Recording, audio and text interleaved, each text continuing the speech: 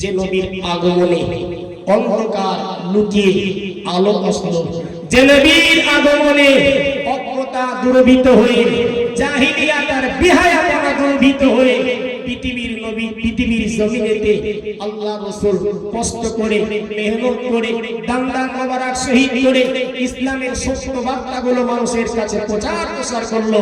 সেই নবী আনা স্টেজগুলোতে আজ নবী পাককে সামনে রেখে গানের সুরে গজল গাওয়া হচ্ছে না হয়নি বাবা?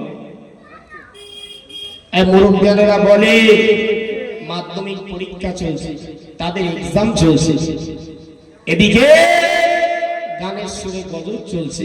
ভাইরা, আল্লাহ পাকের গজব আসবে না রহমত আসবে?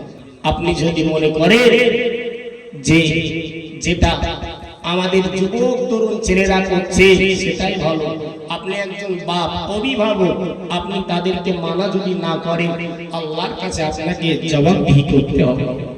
যে নবী দুনিয়াতে এসে জানার মুখ দিয়ে বাইর হলো আমার উম্মত আমার উম্মত আমার উম্মত, সেই উম্মত গুলো জলসাকে কেন্দ্র করে আজ মেলা বসিয়েছে, ছেলে আর মেয়ে সেখানে অবাধে ঘুরছে না ঘুরে। আল্লাহ ক্ষমা করবে তো ভাইরা আমার? পরিবর্তন হয়। আজকে দেখে এখানে কতজন শ্রোতা আছে, মাথা গুলে 15 জন 16 জন শ্রোতা আছে।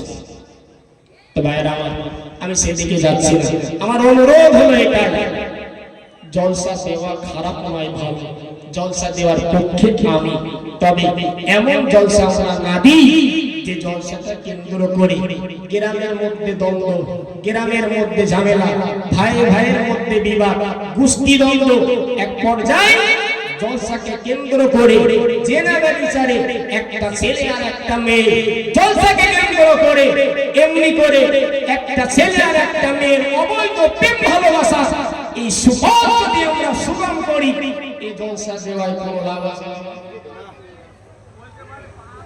কোনো লাভ আছে? কোনো লাভ নেই।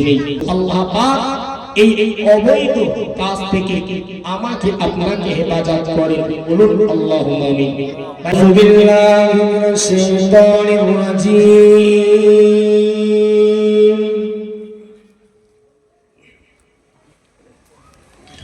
বিসমিল্লাহির রহমানির রহিম।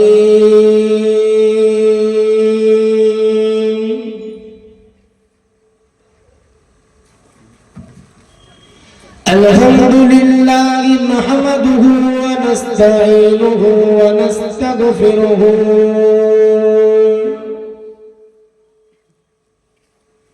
ওয়া নাউযু বিল্লাহি মিন শুরুরি আনফুসিনা ওয়া মিন সাইয়্যাতি আ'মালিনা।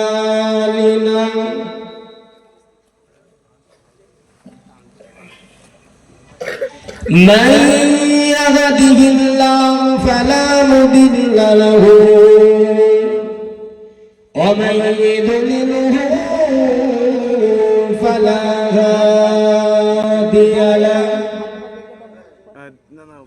ইয়া আইয়ুহাল্লাযীনা আমানু সাল্লু আলাইহি ওয়া সাল্লিমু তাসলিমা। আল্লাহুম্মা সাল্লি আলা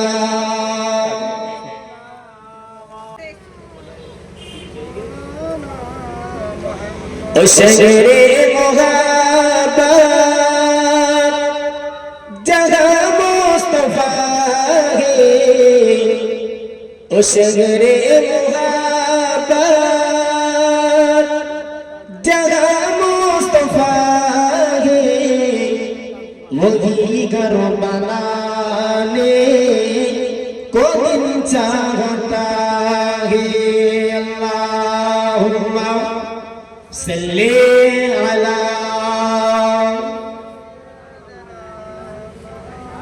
গ্রামবাসী, আমার মায়েরা বোনেরা, আমার মুরব্বিয়ানেরা, দিনদার আল্লাহওয়ালা মুত্তাকি বাপেরা, সকলে আসেন পাক পবিত্র মাহফিলে এসে বসে যান। দরুদ শরীফ আল্লাহুম্মা সাল্লি আলা।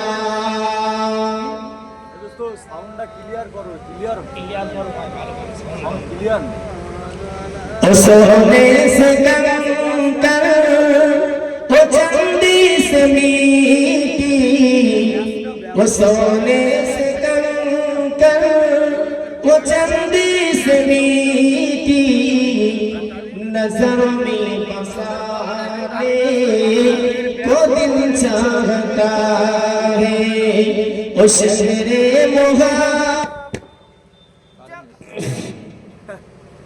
কারেন্ট এসছে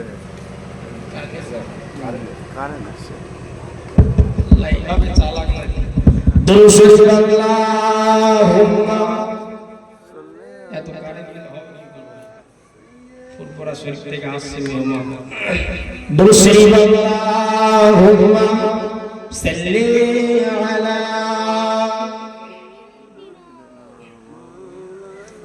আলহামদুলিল্লাহ আল্লাহ পাকের দরবারে লাখ লাখ শুকরিয়া যে আল্লাহ পাক আমাকে আপনাকে ভালোবেসে মহব্বত করে এত সুন্দর পাক ও পবিত্র মাহফিলে আল্লাহ পাক আমাকে আপনাকে বসার সুযোগ করে দিয়েছে সে আল্লাহ পাকের দরবারে এই চিংকিয়া মোল্লাপাড়া গ্রাম থেকে একটু মহব্বতের সাথে প্রশংসা স্বরূপ বলি আলহামদুলিল্লাহ অগণিত দরুদের নাজারানা সেই রাসূলের প্রতি যিনি আমাদিগের রাহবার যিনি আমাদিগের পথ প্রদর্শক যে নবীকে আল্লাহ পাক না বানালে এই আসমান এই জমিন চাঁদ সিতারা আল্লাহ পাক কিছুই বানাতেন সে হাবিবের দরবারে দরুদের নাজারানা স্বরূপ আমরা সকলে বলি সাল্লাল্লাহু আলাইহি ওয়াসাল্লাম আমার সামনে বসে থাকা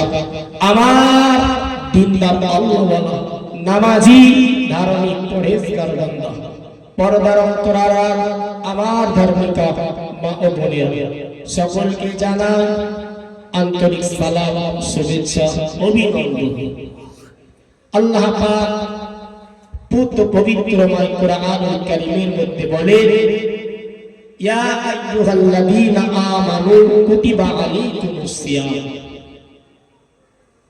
তো বলবো সময়ের মধ্যে আমি আপনাদের কাছে মাহে রমজানের কিছু আলোচনা কোরআন এবং হাদিস থেকে করব ইনশাআল্লাহ আজকের দুঃখ আর কষ্ট নিয়ে বলতে হয় মাধ্যমিক পরীক্ষা চলছিল গতকাল আমাদের শিল্পী গোষ্ঠী তারা এখানে এসেছিলেন ছেলে মেয়ে একসাথে তকবীর আল্লাহর গজব আসবে না আসবে না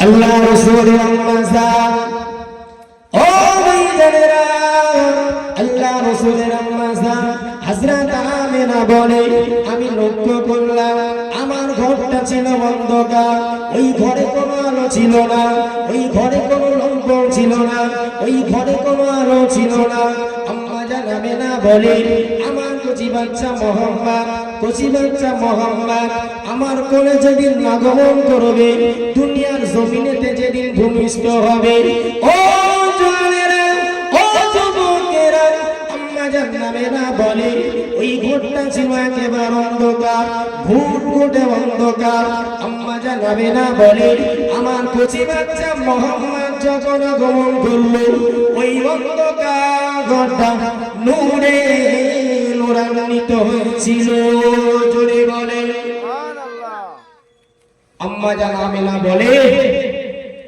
আমার ঘর ছিল একেবারে অন্ধকার ঘরে আলো ছিল না কোনো লম্বর ছিল না কিন্তু আমার কচি বাচ্চা মোহাম্মদ যখন আসলেন দুনিয়ার জমিনে যখন প্রসাদ করলেন আমি দেখতে পেলাম সেই অন্ধকার ঘর আমার কচি বাচ্চা মোহাম্মদের কারণে আল্লাহ পাক নূর আলা নূর বানিয়ে দিলেন জোরে বলেন যে নবীর আগমনে অন্ধকার লুকিয়ে আলো আসলো যে নবীর আগমনে অজ্ঞতা দূরীভূত হয়ে জাহিলিয়াত আর বিহায়াপনা দূরীভূত হয়ে পৃথিবীর নবী পৃথিবীর জমিনেতে আল্লাহ রাসূল কষ্ট করে মেহনত করে দান মোবারক শহীদ করে ইসলামের সত্য বার্তাগুলো মানুষের কাছে প্রচার করলো সেই নবী আলা স্টেজগুলোতে আজ নবী পাককে সামনে রেখে গানের সুরে গজল গাওয়া হচ্ছে না হয় না এই মুরব্বিয়ানেরা বলে মাধ্যমিক পরীক্ষা চলছে, তাদের এক্সাম চলছে, এদিকে গানের সুরে গজব চলছে। ভাইরা, আল্লাহ পাকের গজব আসবে না রহমত আসবে? বলে আমি প্রথমেই বলেছিলাম দাওয়াত আমাকে করেন না। ভাইরা যখন বলেছে আমি এখানে এসেছি, ওখান থেকে আসতে গিয়ে দেখছি ওখানে মেলা বসেছে। আপনাদের মুরব্বী, আমাদের বাপ দাদা, আমরা কত মানুষকে দেখেছি ওই তেঁতুল তলায়, কত মানুষের জানাজা, কত মানুষের লাশ, কত মানুষের খাতিয়া, কত মানুষের জন্য দোয়া করেছে। কিন্তু আজ সেই কবরকে সামনে দেখে কি দেখলাম? সেখানে ছেলে মেয়ে এই জলসাকে কেন্দ্র করে অবাধে ঘোরাফেরা করছে না? মানুষের কাছে হাত পেতে 50 টাকা, 500 টাকা, 1000 টাকা নিয়ে যদি হয়, এই গ্রামে রহমত আসবে?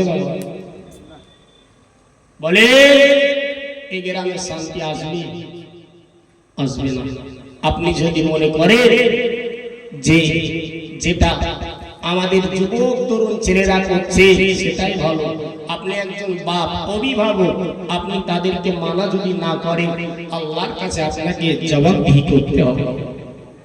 ভাইরা আমার, আম্মা জান আমিনা বলে ঘর ছিল একেবারে অন্ধকার।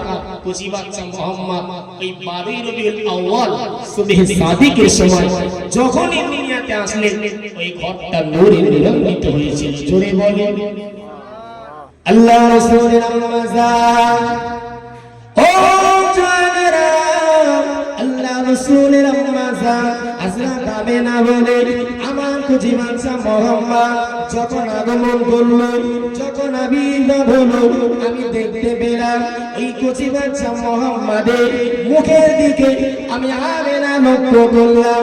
আমি আমেনা দেখতে পেলাম এই কচি বাচ্চা মুহাম্মাদের জবান দিয়ে যেন কি একটা বিড়িবিড়ি করে কি যেন একটা শোনা যায়। ও জানেরা, ও যুবকেরা, ও আমার পর্দানশীল তরুণীরা, মা বোনেরা, আম্মা জানাবে না বলে ওই কচি বাচ্চা মুহাম্মাদের জবান দিয়ে ইয়া রাব্বি হাবলি উম্মতি উম্মতি শোনা যায়। জোরে বলে যে নবী দুনিয়াতে এসে জানার মুখ দিয়ে বাহির হলো আমার উম্মত, আমার উম্মত, আমার উম্মত, সেই উম্মত গুলো জলসাকে কেন্দ্র করে আজ মেলা বসিয়েছে। ছেলে আর মেয়ে সেখানে অবাধে ঘুরছে না ঘুরে। আল্লাহ ক্ষমা করবে তো? ইমাম সাহেবরা বললে এই ইমাম ভালো না, ইমাম সাহেবরা বললে এই ইমাম ভালো না, ইমাম সাহেবরা বললে এই ইমাম খুব একটা জুতের হলো না। হক কবে বুঝবেন? ভালো কথাগুলো কবে শুনবেন? বাবা ভাইরা আমার, পরিবর্তন হয়। আজকে দেখে এখানে কতজন শ্রোতা আছে, মাথা গুলে 15 জন 16 জন শ্রোতা আছে। তো ভাইরা আমার, আমি সেদিকে যাচ্ছি না। আমার অনুরোধ হলো এটা, জলসা দেওয়া খারাপ নয়, ভালো। জলসা দেওয়ার পক্ষে আমি, তবে এমন জলসা আমরা না দিই যে জলসাটা কেন্দ্র করে গ্রামের মধ্যে দ্বন্দ্ব, গ্রামের মধ্যে ঝামেলা, ভাই ভাইয়ের মধ্যে বিবাদ, গোষ্ঠী দ্বন্দ্ব, এক পর্যায়ে জলসাকে কেন্দ্র করে জেনা ব্যভিচারে একটা ছেলে আর একটা মেয়ে, জলসাকে কেন্দ্র করে এমনি করে একটা ছেলে আর একটা মেয়ের অবৈধ প্রেম ভালোবাসা, এই সুপথ যদি আমরা সুগম করি, এই জলসা দেওয়ায় কোনো লাভ আছে? কোনো লাভ আছে? কোনো লাভ নেই। ভাইরা আমার, কথায় বলে আল আকিলু তাকফিহিল ইশারা, জ্ঞানী ব্যক্তিদের জন্য ইশারাটাই হলো যথেষ্ট। আল্লাহ পাক এই অবৈধ কাজ থেকে আমাকে আপনাকে হেফাজত করেন, বলুন আল্লাহুম্মা আমিন। ভাইরা আমার, খুব সংক্ষিপ্ত আকারে আমি আপনাদের কাছে বলবো যে মাহে রমজান আমাদের একেবারেই সন্নিকটে, একেবারেই সন্নিকটে। ভাই আমের সিজনে যারা আম ব্যবসায়ী আছে, আপনি দেখবেন যে তারা ওই সিজনটা বাড়িতে থাকে, চতুর্দিকে দৌড়াদৌড়ি করে, কোথায় গেলে একটু ভালো বাগান পাওয়া যাবে, কোথায় গেলে একটু ভালো বাগানের ফল পাওয়া যাবে, চতুর্দিকে তারা ঘোরাফেরা করে। যারা কাঁঠাল ব্যবসায়ী আছে তারা ঘোরাফেরা করে, কারণ ওই মৌসুমটা তাদের জন্য উপকার জন্য। যারা লিচু ব্যবসা করে তারাও জানে যে এই লিচুর মৌসুমটা যদি একটু একবার ভালো করে ধরতে পারি, এই সুযোগে 2-3 মাস যদি ভালো করে একটু কষ্ট করতে পারি, আশা করা যায় একটা বছরে হাত খরচা আমার এই ব্যবসার মাধ্যমে উঠে যাবে। আল্লাহ বলেন, বান্দা 11 মাস যা করেছো তোমাদেরকে নাজাত দেওয়ার জন্য আমি একটা মাস রেখেছি, সেই মাসটার নাম হলো মাহে রমজান মাস। জোরে বলেন সুবহানাল্লাহ। আল্লাহ বলে, বান্দা অন্য মাসের থেকে এই মাসটাকে আমি আল্লাহ পাক সুন্দর করে ইবাদত দিয়ে বিভিন্ন রকম তাসবিহ তাহলিল দিয়ে আমি আল্লাহ পাক এই মাহে রমজান মাসকে তোমাদের কাছে রেখে দিয়েছি। আমার জওয়ানেরা, যুবকেরা, ভাইরা, মাহে রমজান মাস খুব সন্নিকটে। সম্ভবত বুধবারের দিন তারাবি, বৃহস্পতিবারে আমরা রোজা রাখবো। হয়তো জীবনের শেষ রোজা আপনার, হয়তো দ্বিতীয় বছরে এই রমজান মাসের রোজা আপনি পাবেন, এর কোনো গ্যারান্টি নেই। ও আমার জওয়ানেরা, যুবকেরা, ও আমার নবী পাকের প্রেমিকেরা, আল্লাহ নবী জানান, আল্লাহ পাক আল্লাহ তাআলা কত সুন্দর করে মাহে রমজান মাসকে সাজালেন। নবী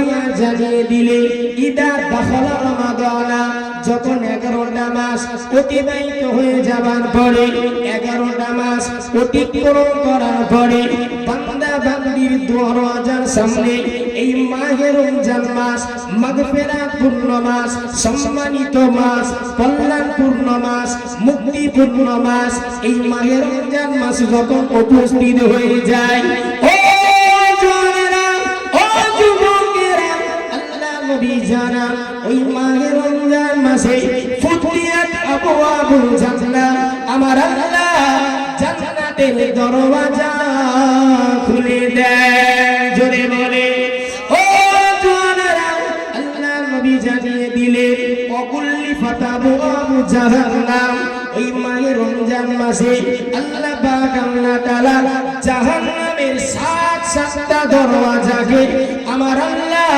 মাহে রমজান মাসে বন্ধ করে দেন। জোরে বলে, হাদিসে ভিতরে রাসূল বলছে যে মাহে রমজান মাস 11টা মাস অতিবাহিত হয়ে যাওয়ার পরে এই মাসটা যখন আমার আপনার কাছে চলে আসবে, বাবা আল্লাহ পাক 8টা জান্নাতের দরওয়াজা আমার আপনার জন্য খুলে দেবে। আর ওয়াকুল্লিফাত আবওয়াবু জাহান্নাম, এই মাহে রমজান মাসে আল্লাহ পাক জাহান্নামের দরওয়াজাগুলোকে বন্ধ করে দেন। আল্লাহ রাসূল এরপর পরই বলেছেন ওয়াসুলসিলাতিশ শায়াতিন, মাহে রমজান মাসে আল্লাহ পাক শয়তানদেরকে শেকলে আবদ্ধ করে দেন। জোরে বলে, একটু ভালোবেসে বললেন না? সুবহানাল্লাহ। সেই মাহে রমজান মাস আসছে, আগামী বুধবার তারাবি সেহরি করে আমরা যে বৃহস্পতিবার রোজা রাখবো, তো রাখবেন না ভাই? 11টা মাস জিলকদ, জিলহজ, মুহররম, রজব, শাবান, যে রবিউল আউয়াল, রবিউল সানি, 11টা মাসের ভিতরে কোন মাসে এমন ফজিলত আছে যে ওই মাসে আল্লাহ পাক জান্নাতের 8টা দরওয়াজা খুলে দেন? ওই মাসে আল্লাহ পাক জাহান্নামের দরওয়াজাকে বন্ধ করে দেন না।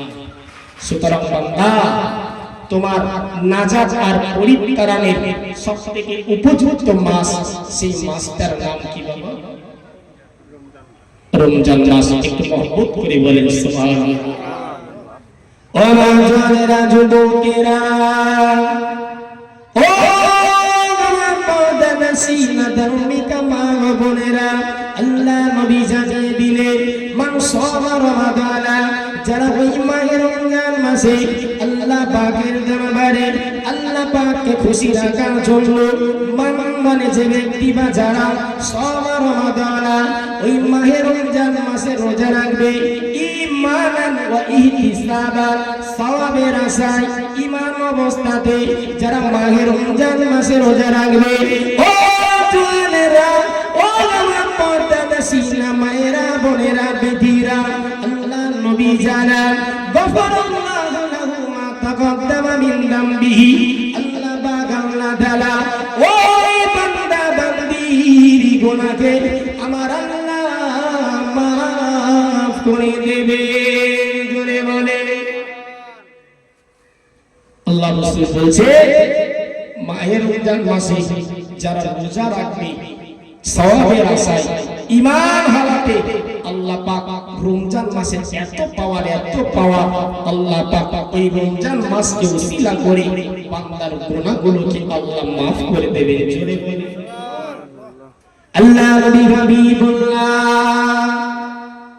নবী জনাবে মুহাম্মদুর রাসূলুল্লাহ সাল্লাল্লাহু আলাইহি সাল্লাতু ওয়াস সালাম নবী আমার দ্বিতীয় নম্বর জানিয়ে দিলে ও আমার আশিক উম্মাতানিরা আমার রমাদানা আর যারা রমজান মাসে দু পায়ের উপরে ভর করে নামাজ আদায় করবে দু পায়ের উপরে ভর করে রুকু করবে দু পায়ের উপরে ভর করে সিজদাতে নত হবে আল্লাহ নবী জানান ওই বান্দা বান্দিকে আমার আল্লাহ জীবনের সগীরা গুনাহগুলোকে maaf করে দেবে জোরে বলে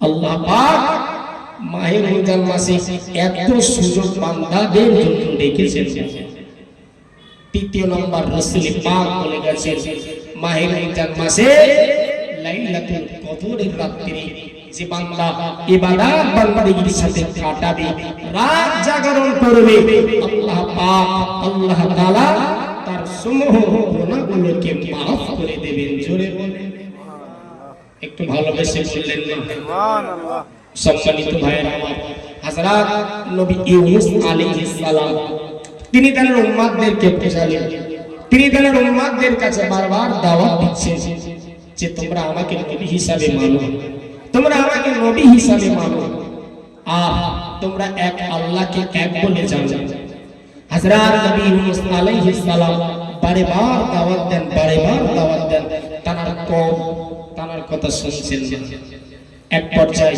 হযরত ইউনূস আলাইহিস সালাম বিরক্ত হয়ে গেলেন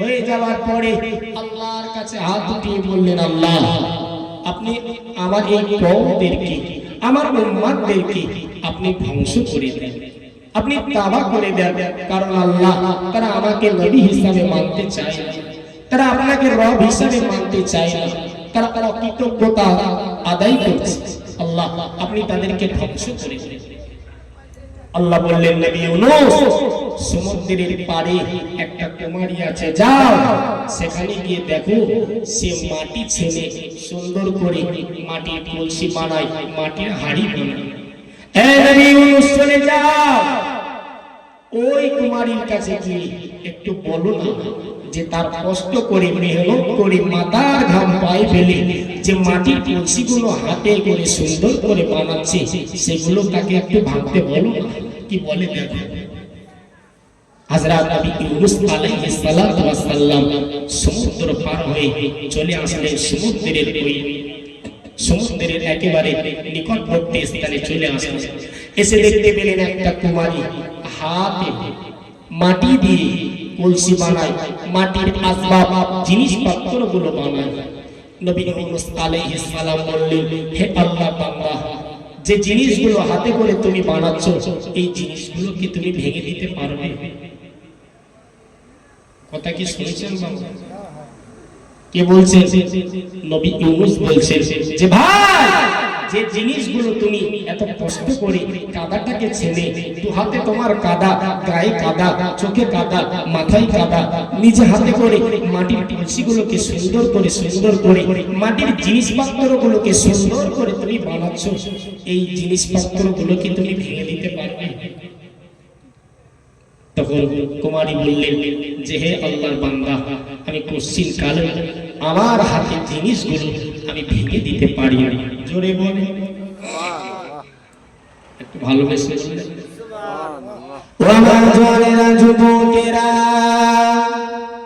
ও আমার নবী পাকের উম্মত উম্মতানিরা, ও আমার পর্দানশীল ধার্মিকা মা বোনেরা, আল্লাহ নবী ইউনূসকে আল্লাহ ওই সময় ডাক দিলে, ডাক দেওয়ার পরে আল্লাহ পাক জানাতে লাগে, ও নবী ইউনূস, আমি আল্লাহ পাক আল্লাহ তাআলা, আমি আল্লাহ পাক আল্লাহ তাআলা আমার বান্দাদেরকে এক ফোঁটা নাপাক বীর্য দিয়ে আমি আল্লাহ পাক বানিয়েছি। আমি আল্লাহ পাক আল্লাহ তাআলা সর্বপ্রথম এক ফোঁটা নাপাক বীর্য দিয়ে আমি আল্লাহ তার মায়ের রাহেমে বান্দাকে রেখেছি। এরপরে আমি আল্লাহ ওই বীর্যটাকে জমাট রক্তে পরিণত করেছি। এরপরে আমি আল্লাহ পাক আল্লাহ তাআলা হাড় দিলাম, গোশত দিলাম, সব কিছু দিলাম। ও জানেরা, যুবকেরা, তরুণেরা, আল্লাহ বলে নবী ইউনূস, ও নবী ইউনূস, আমি ওই মায়ের গর্ভে বান্দার চোখকে দিলাম, ওই মায়ের গর্ভে বান্দার হাতকে আমি আল্লাহ বানালাম। বান্দা ভালো কিছু শুনবে, এজন্য বান্দার কানটাকে আমি আল্লাহ বানালাম। বান্দা ভালো মন্দর নির্বাচন করবে, এজন্য আমি আল্লাহ বা ওই বান্দার জেহেন মস্তিষ্ক দিলাম। বান্দা ভালো কিছু সুখেরান গ্রহণ করবে, এজন্য আমি আল্লাহ পাক নাককে সৃষ্টি করে দিলাম। ও জানেরা, আল্লাহ পাক আল্লাহ তাআলা নবী মুসা আলাইহিস সালাতু ওয়াস সালামকে ডেকে বললেন, ও নবী ইউনূস, 10 মাস 10 দিন ওই মায়ের গর্ভে আমি আল্লাহ পাক আল্লাহ তাআলা এত সুন্দর করে এত কিছু পরিষেবা দিয়ে আমি আমার বান্দাকে বানালাম, আমি আমার বান্দাকে সৃষ্টি করলাম। ও নবী ইউনূস, ওই কুমারী যদি তার মাটির হাড়িগুলো যদি না ভাঙতে পারে, তার যদি কষ্ট হয়, বলো নবী ইউনূস, আমি আমার বান্দাকে 10 মাস 10 দিন এত কষ্ট করে বানানোর পরে আমি আল্লাহ ওই বান্দাদেরকে কেমন করে ধ্বংস করতে পারি। জোরে বলে ভালোবেসে বললেন না ভাই, বুঝে সুবহানাল্লাহ বলছেন না, না বুঝে হচ্ছে।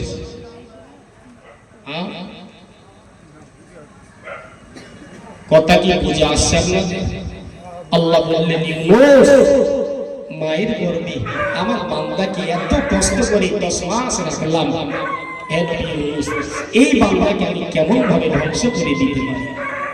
এজন্য আল্লাহ বলেন, এ বান্দা, রমজান মাস এসে গেছে, যা করেছো এই মাসটাকে অবহেলা করো না।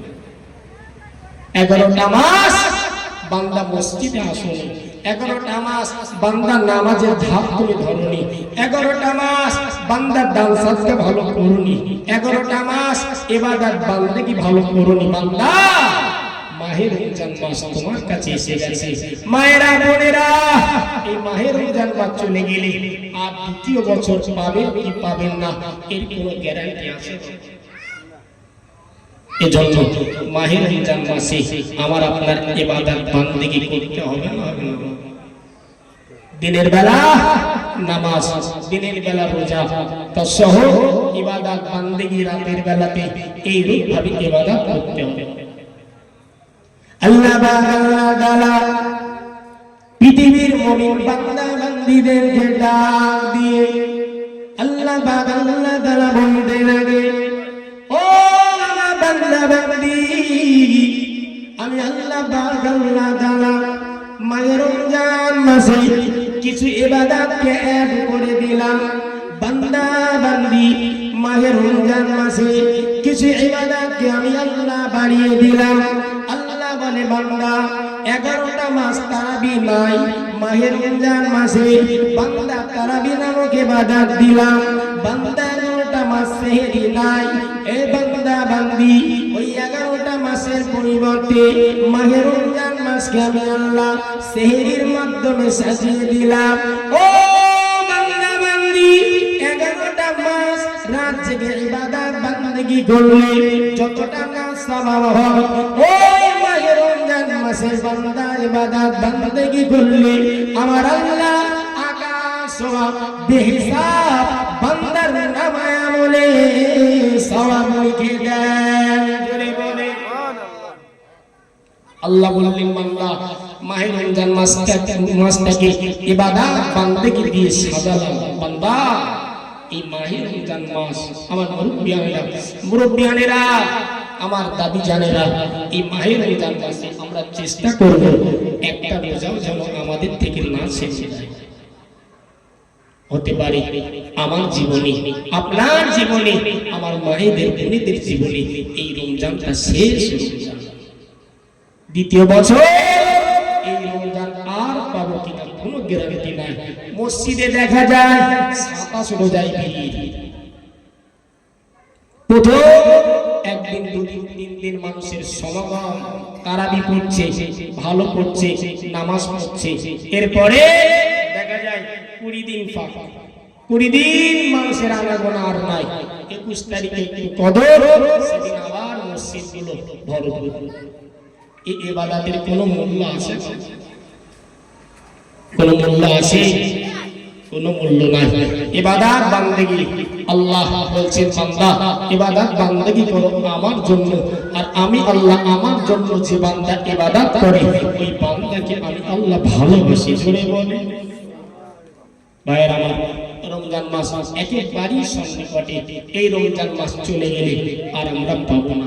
রাতের বেলাতে ইবাদত বান্দেগি, দিনের বেলাতে তাসবিহ তাহলিল জিকির, এই সমস্ত ইবাদত বান্দেগির মধ্য দিয়ে আমাকে আপনাকে কাটাতে হবে। পারবেন তো বাবা? ওয়া জওয়ানেরা যুবকেরা, ওয়া আমার নবী পাকের উম্মতানেরা, ও মুতাদাসসিন ধর্মিকা মা বোনেরা, আম্মা জানা মেনা, আম্মা জানা ঈসা সিদ্দিকা রাদিয়াল্লাহু তাআলা আনহা থেকে একটা হাদিসের রিওয়ায়াত পাওয়া যায়। আম্মা জানা ঈসা বলে, আমি রাসূলুল্লাহকে জিজ্ঞাসা করলাম, ইয়া রাসূলুল্লাহ, ইয়া হাবিবাল্লাহ, হুজুর মাহে রমজান মাসে ইবাদত কেমন ভাবে করব? মাহে রমজান মাসে ইবাদত কেমন ভাবে করব? ও জওয়ানেরা, আল্লাহ নবী নিজের প্রাণের স্ত্রী আয়েশাকে বলেছিলেন, ও বিবি আয়েশা শোনো শোনো, ওই মাহে রমজান মাসে যদি বেশি বেশি দান করতে পারো, বেশি বেশি মানুষকে খাওয়াতে পারো, বেশি বেশি সাদকা করতে পারো, ওই মাহে রমজান মাসে দান সাদকা এত কদর রাখে বাবা, এত গুরুত্ব রাখে। আল্লাহ পাক আল্লাহ তাআলা আল্লাহ নবী জানাতে লাগে, যে ব্যক্তি মাহে রমজান মাসে একটা ব্যক্তিকে ইফতার করালো, ফাকান্নামা জামিই মিন উম্মতি, সে যেন আমার গোটা উম্মতকে ইফতার করালো। জোরে বলে। কিন্তু এই মুসলমান কপাল ইফতারের নামাজ নেই, নাচছি না, এবছর আমি আর পাচ্ছি না, আমি আর উঠতে পারছি না। কি অবস্থা বলে আজকে এই সমাজ কোথায়? প্রতিদিন টিকিট কাটে, প্রতিদিন বিড়ি খায়। মসজিদের ইমাম সাহেব আর বাচ্চাটাকে কোরআন পড়ায় 50 টাকা করে মসজিদের ইমাম সাহেবের হাতে এদের জোটে না। এর নাম আমাদের কি ইসলাম? বলে কলেমা খানি হয়, বিয়ে শাদী হয়, বিয়ে শাদী কলেমা খানি হওয়ার আগে ইমাম সাহেবের ডাকে কোথায়? এখন আসছে না কেন? লেট করছে কেন? যে ইমাম সাহেব পৌঁছায় তাদের কাজ যখন সমাধা হয়ে যায়, এরপর ইমাম সাহেবের আর কোনো গুরুত্ব থাকে না। ভাইরা আমার, যারা আপনাদের নেতা, আপনাদের লিডার, আপনাদেরকে নিয়ে যারা পরবর্তীকালে যে আপনাদের জন্য সাফা সুপারিশ আল্লাহ কারে কবুল করবে, আল্লাহ পাক যাদের দ্বারাতে আপনাদের নামাজগুলো সুন্দরভাবে আদায় করিয়ে নিচ্ছে, তাদের মাকাম সম্মান আকাশে না নিচে দেওয়া হবে। কিন্তু আজ বলেন আমাদের এই মুসলিম জাতির, মুসলিম কমিউনিটির কি এমন হলো যে আমরা অজ মাহফিলে দান সাদকা আর মসজিদে ইফতার আর মসজিদের মুয়াজ্জিন সাহেব থেকে নিয়ে ইমাম সাহেবকে একটু বাড়িতে বাড়িতে ভাত দেওয়ার কথা বললে তার মুখ ছিটকে যায়, আমি কেন দেব? আমার বউ কেন রাখবে? আমার বউ কেন মসজিদের ইমাম সাহেবকে খাওয়াবে? কথা শুনছেন ভাইয়েরা আমার? মৃত্যু আসবে, মাহে রমজান মাস চলে এসেছে বাবা, পরিবর্তন হয়। এতদিন 11 মাস ঝা ঝামেলা পাকিয়েছেন, সব কিছুকে ভুলে গিয়ে মাহে রমজান মাস আসছে, ইমামদের সংস্পর্শে থাকুন, অন্তরটা পরিবর্তন হবে বাবা। মনে রাখবে, বর্তমান সময় এই গ্রামের ইমামগুলো যদি না জান্নাতে যেতে পারে, মনে হয় অন্য কোনো ব্যক্তি জান্নাতে যাবে। কথা বলেন, মনে হয় ইমাম সাহেবরা যদি জান্নাতি না হতে পারে, মনে হয় যে অন্য কোনো ব্যক্তিগুলো জান্নাতে যাবে। আয়ের আমার আসুন, আলেমদের সম্মান করি, আলেমদের কদর করি। মাহে রমজান মাসে আমরা বেশি বেশি ইবাদত করি, মহব্বতে দুরূদ শরীফ আল্লাহুম্মা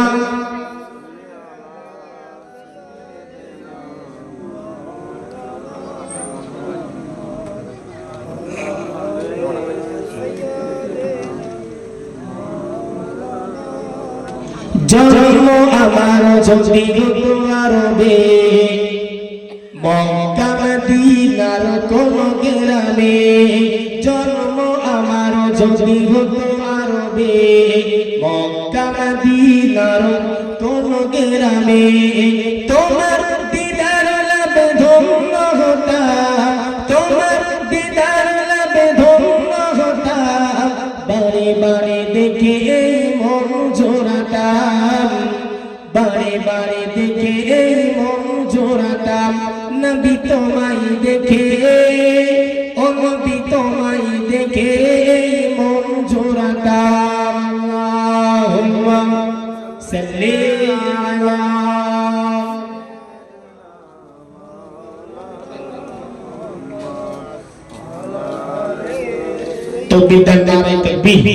জনাব মাওলানা হাফিজ মাওলানা আমানুল্লাহ সাহেব বলেন না জিন্দাবাদ, নারে তাকবীর। সিলসিলায়ে হক ফুরফুরা শরীফ জনাব হাফিজ মাওলানা আমানুল্লাহ সাহেব বলেন না জিন্দাবাদ, নারে তাকবীর। হুজুরের শেষ শুরু ক্যানিং থেকে, যে আমার ছোটবেলা থেকে অভ্যাস এটাই, যে বড় মানুষ যখন পাশে আসে আমি একটা শব্দ আর বাড়াই না। তো হুজুরকে বসিয়ে রেখে একটা অক্ষর আমি আর বলছি না, যে আমি আপনাদেরকে বোঝাতে চাইছি এটাই, মাহে রমজান বান্দা আসলে আবার চলে যাবে। এবছর আছি, আগামী বছর পাবো কিনা এই এই বিষয় আমি জানি না, আপনারাও জানেন না। এজন্য আমরা সকলে এই মাসটাকে একটু বেশি বেশি গুরুত্ব দেব। আল্লাহ পাক মাহে রমজান মাসে ইবাদত বান্দেগি করার মধ্য দিয়ে আল্লাহ পাক জান্নাতের হকদার হওয়ার তৌফিক দান করেন, বলেন আল্লাহুম্মা আমিন। ভালো থাকবেন, সুস্থ থাকবেন। বাচ্চা ছেলে অনেকটাই কথা বলে ফেলেছি, কথার মধ্যে ভুল ত্রুটি মাফ করবেন। সকলে একটু দুরূদ শরীফ পড়ে আল্লাহুম্মা